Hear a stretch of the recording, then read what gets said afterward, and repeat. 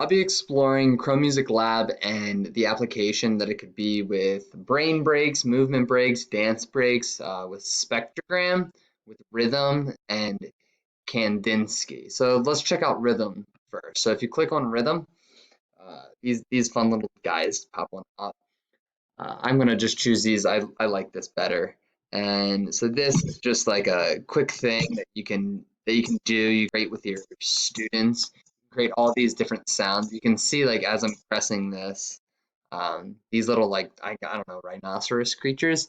They're moving, and so they're different sounds and different rhythms. So you can do this as an activity where you can create this together, and then while you're actually, or after you're done creating it, you can just dance to it. You can just take a minute and just dance and just take a movement break, and they'll be super proud of themselves for creating this rhythm.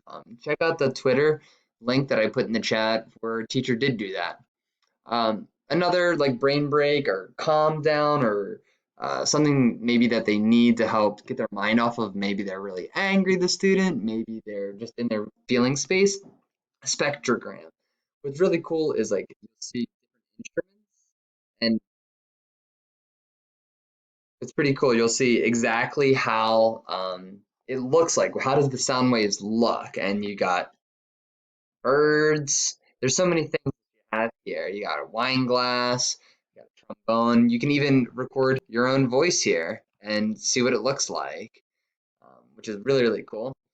And then the other one that I think is the most applicable for a cooldown station, or just at least to refocus a student, is this Kandinsky. He was a painter, so you could just draw like a little smiley face, and you'll see that oh, it actually makes a sound, and you could do like a little stick figure right here. You could totally draw. You could do this in art class as well, and then changing these colors change the different sounds, and then you could just do this, changes the sound.